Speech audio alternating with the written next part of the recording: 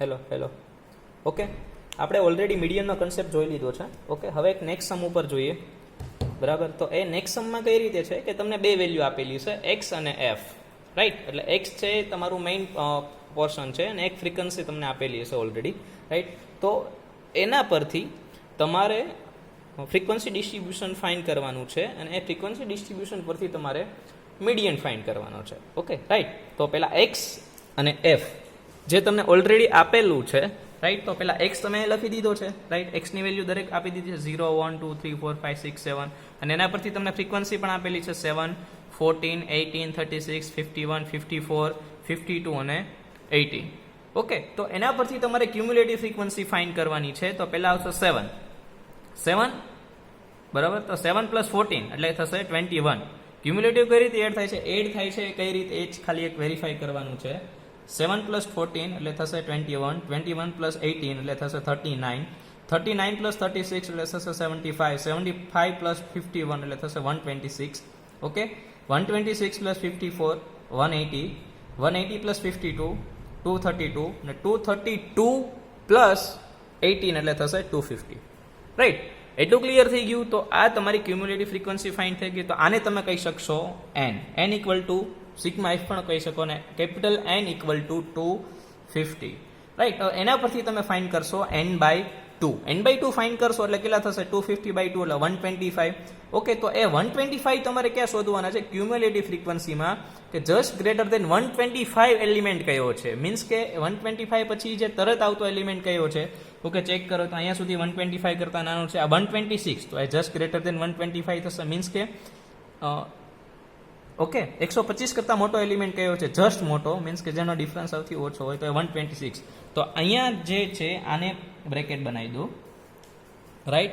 અને એને કોરસ્પોન્ડિંગ એટલે એને રિલેટેડ જે એક્સ છે એ તમારો મીડિયન થશે, બરાબર. એને રિલેટેડ એક્સ છે કેટલું છે, 4. તો 4 ઇઝ યોર મીડિયન. ક્લિયર.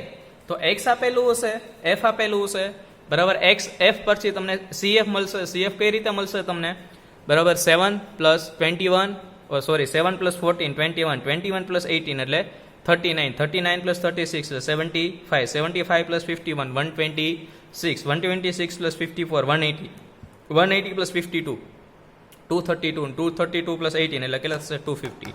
એટલે n બરાબર n મળી ગયો. n પરથી તમે ફાઇન્ડ કરશો n/2, 250/2 એટલે 125 મળી જશે. ઓકે, હવે 125 કરતાં જસ્ટ ગ્રેટર એલિમેન્ટ હોય તમારું, બરાબર. એ કયો છે, અહીંયા આ એલિમેન્ટમાં જુઓ તો 126 છે. તો એ 126 છે એને બોક્સ બનાવી દો. એ લાઇન છે એને તમે, એ રો છે એને બોક્સ બનાવી દો અને એને રિલેટેડ જે કોરસ્પોન્ડિંગ એક્સ છે, બરાબર, એ તમારો મીડિયન થશે. So the value of X correspond to 126 is 4. So 4 is your median. Clear. આ બેઝિક સમ છે. ઓકે, હવે આપણે ઇન્ટરવલવાળો સમ ચેક કરીએ, બરાબર. ઇન્ટરવલવાળો સમ ચેક કરીએ, બરાબર છે. એના પહેલાં તમને એક ફોર્મ્યુલા સમજાવી દઉં હું, બરાબર છે, રાઈટ. બરાબર, આ સિમ્પલ ફોર્મ્યુલા છે જે આપણે ઓલરેડી યુઝ કરીએ છીએ, બરાબર. એ ફોર્મ્યુલામાં, બરાબર છે, એકવાર તમે જોઈ લો તો, બરાબર, median for continuous frequency distribution, બરાબર છે, જે સિમ્પલ બેઝિક ડિસ્ટ્રીબ્યુશન આપેલું છે. મીન્સ કે એમાં 3 ટાઈપ આવશે, simple form, less than form અને ગ્રેટર ધેન ફોર્મ. જો સિમ્પલ ફોર્મ છે તો એને લેસ ધેન ફોર્મની રીતે જ આપણે કેલ્ક્યુલેશન કરશું, બરાબર છે. તો એની ફોર્મ્યુલા એકવાર વેરીફાઈ કરી લઈએ કે મીડિયન = કન્ટિન્યુઅસ ડિસ્ટ્રીબ્યુશન. મીન્સ કે હવે ઇન્ટરવલ આવશે 0 to 10, 10 to 20, 20 to 30, 30 to 40, 40 to 50, એ ટાઈપના ડિસ્ટ્રીબ્યુશન આવી જશે. તો એની માટે ફોર્મ્યુલા શું છે કે median = L + h/f × n/2 - cumulative frequency. Okay, તો અહીંયા L શું છે, લોઅર લિમિટ છે.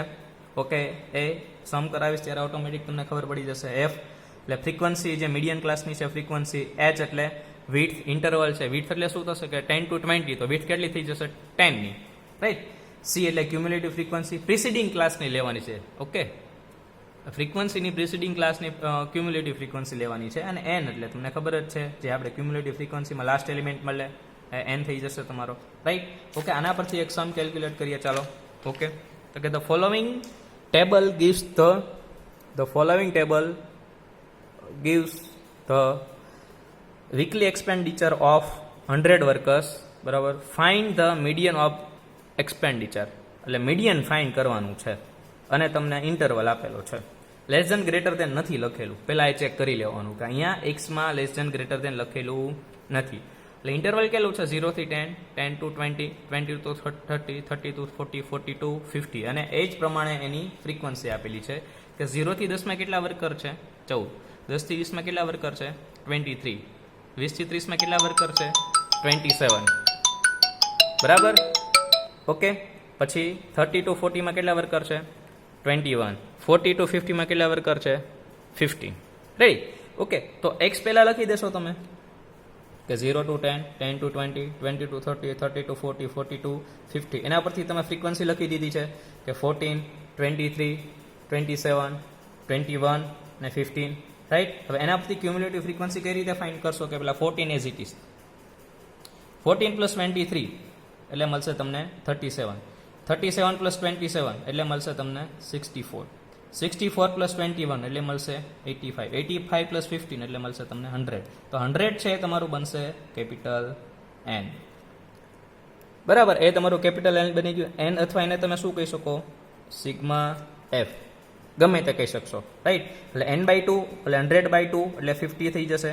તો 50 કરતાં મોટો એલિમેન્ટ કયો છે ક્યુમ્યુલેટિવ ફ્રીક્વન્સીમાં? મીન્સ કે બરાબર 37 અને 64, તો આ મોટો એલિમેન્ટ થશે. રાઈટ?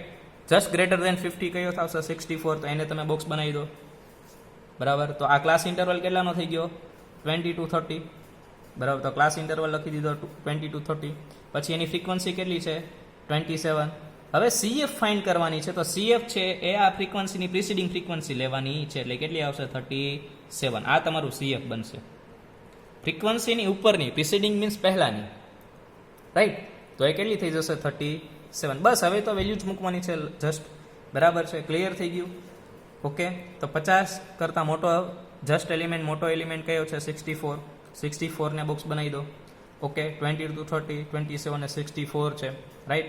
તો હવે એમાં શું કરશો તમે કે આ ક્લાસ ઇન્ટરવલ 20 થી 30 નો થઈ ગયો, ફ્રીક્વન્સી થઈ ગઈ 27 અને ક્યુમ્યુલેટિવ ફ્રીક્વન્સી કઈ લેશો? જો 27 ફ્રીક્વન્સી છે એની ઉપર, એટલે કેટલી થઈ જશે? 37. ડન.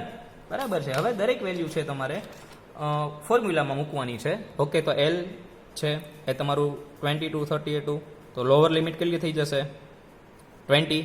ઓકે. તો એ લોઅર લિમિટ 20. એટ એટલે ડિફરન્સ કેટલાનો છે દરેક ઇન્ટરવલનો? 10નો. ફ્રીક્વન્સી 27. CF અથવા C કેટલું થઈ જશે? બરાબર છે? 37. એ લખી દીધું. તો median equal to L plus H/F into n/2 minus C. બરાબર? તમે સિમ્પ્લિફિકેશન કરી દો એટલે તમને આન્સર મળશે 24.815. ઓકે.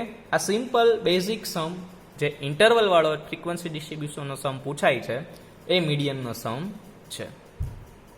ડન. બરાબર છે? હવે નેક્સ્ટ સમ આપણે ચેક કરીએ જે લેસ ધેન ગ્રેટર ધેન પર ડિપેન્ડન્સ છે.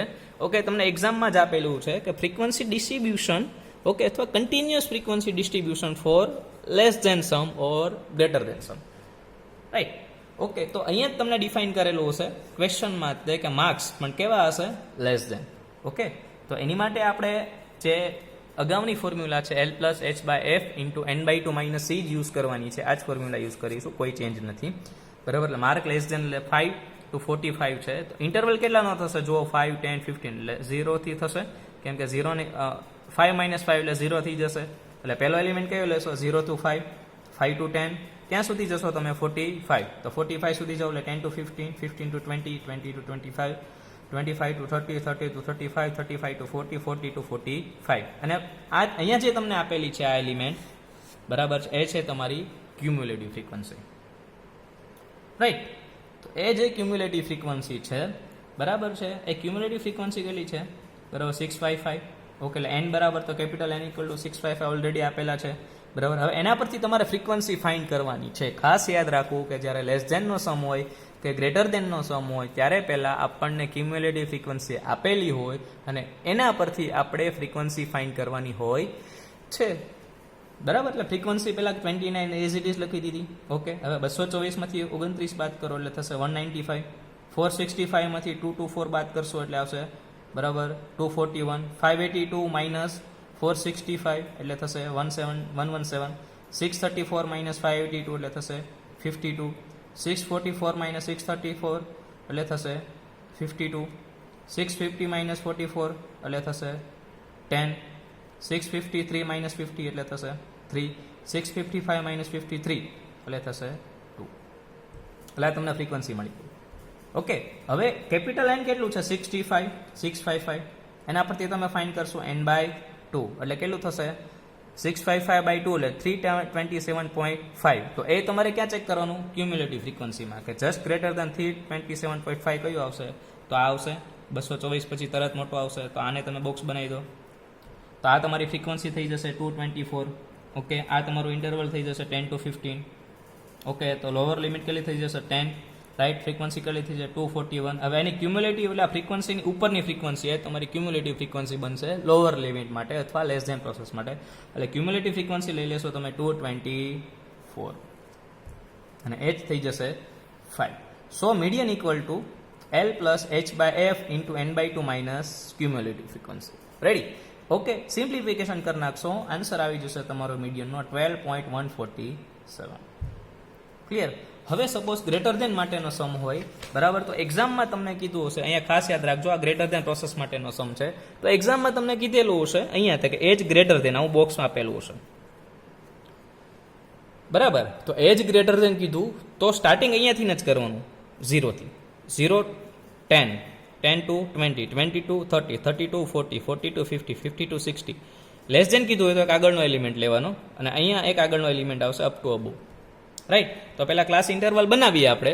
ઓકે, તો ક્લાસ ઇન્ટરવલ બનાવશો તો ક્લાસ ઇન્ટરવલ કઈ રીતે બનશે? 0 to 10, 10 to 20, 20 to 30, 30 to 40, 40 to 50, 50 to 60, 60 to 70, 70 to અબો. Okay, અબો લખી દો, તો 70 to 80 લખશો તો પણ ચાલશે. ઓકે, એના પરથી તમને ક્યુમ્યુલેટિવ ફ્રીક્વન્સી આપેલી છે. રાઈટ? તો ક્યુમ્યુલેટિવ ફ્રીક્વન્સી તમે એકવાર વેરીફાઈ કરો તો આ જે એલિમેન્ટ છે આ સૌથી મોટો એલિમેન્ટ હશે અને લેસ ધેનમાં નીચેનો એલિમેન્ટ સૌથી નાનો એલિમેન્ટ હશે. ઓકે, તો અહીંયાથી તમે વેરીફાઈ કરશો એલિમેન્ટને તો આમાં નીચેથી પ્રોસેસ સ્ટાર્ટ થશે ને. ઓકે, અહીંયાથી પ્રોસેસ સ્ટાર્ટ થશે એટલે તમે ક્યુમ્યુલેટિવ ફ્રીક્વન્સી ઓલરેડી આપેલી છે, લખી દીધી છે તમે, એના પરથી ફ્રીક્વન્સી ફાઇન્ડ કરવાની છે. રાઈટ? તો અહીંયાથી વેરીફાઈ કરવાનું આવશે. તો પહેલાં 8 is it is. Okay, then 28 minus 8 એટલે 20, 73 minus 28 એટલે 45, 123 minus 73 એટલે 50, 165 minus 123 એટલે 42, 200 minus 165 એટલે 35, 218 minus 218, 230 minus 18 એટલે 12. હવે કેપિટલ N કેટલું થઈ જશે? 230. n/2 કેટલું મળશે? 115. 115 જસ્ટ ગ્રેટર દેન 115 કયો એલિમેન્ટ આવશે એ તમે ચેક કરો તો 73 અને 125 વચ્ચે આવે તો મોટો એલિમેન્ટ કયો છે? 123. CFમાં ચેક કરવાનું. તો આ એલિમેન્ટને બોક્સ બનાવી દો. Okay, ready? તો ક્લાસ ઇન્ટરવલ કયો થશે? 4 to 50, 40 to 50. ફ્રીક્વન્સી કઈ થશે? 50. બરાબર. હવે આ જે સમ છે એ ગ્રેટર દેનનો સમ છે. તો ગ્રેટર દેનના સમ માટે ઓકે જે ફોર્મ્યુલા છે એ u પ્લસ આવશે, sorry u minus h/f into n/2 minus CF.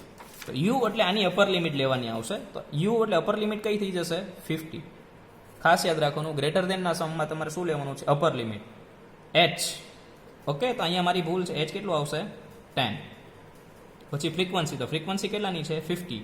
CF કેટલાનું થશે? તો CF છે આને નીચેનો એલિમેન્ટ લેવાનો. ખાસ યાદ રાખવાનું, પહેલામાં પ્રિસીડિંગ લેતો તો આમાં નેક્સ્ટ એલિમેન્ટ લેવાનો, સક્સીડિંગ એલિમેન્ટ લેવાનો છે. ફ્રીક્વન્સીનો સક્સીડિંગ એલિમેન્ટ તમારું ક્યુમ્યુલેટિવ ફ્રીક્વન્સી થશે ગ્રેટર દેન વાળા સમમાં. તો કેટલું થશે? 73. રાઈટ? બરાબર છે. હવે આ જ વેલ્યુ છે તમારે પુટ કરી દેવાની કે u minus h/f into n/2 minus CF. u એટલે અપર લિમિટ કેટલી થશે? 50. h એટલે તમને ઇન્ટરવલ આપેલો છે 10 અને ફ્રીક્વન્સી કેટલી? એટલી 50. આ n/2 કેટલું થઈ ગયું? 115 માઇનસ ક્યુમ્યુલેટિવ ફ્રીક્વન્સી કેટલી છે? 73. ઓકે, તો મીડિયન કેટલો મળી જશે? એ તમારો આન્સર છે. ઓકે, કન્સેપ્ટ ક્લિયર થઈ ગયો છે? બરાબર છે. આજે આપણે કેટલું વર્ક કરેલું છે એ તમને સમજાવી દઉં. બરાબર છે કે what is median, how many types, એટલે ઓડમાં ટાઈપ્સ છે અને ઇવનમાં ટાઈપ છે. પછી સિમ્પલ ફ્રીક્વન્સી વાળો સમ હતો, પછી લોઅર અને ગ્રેટર દેન. ઓકે, આ 5 સમ ક્લિયર કરેલા છે. આ 5 સમનું તમે બરાબર, કમ્પ્લીટલી વર્ક કરજો, બરાબર, પછી આપણે એમાં આગળ વધવાનું છે. Okay, clear? Thank you.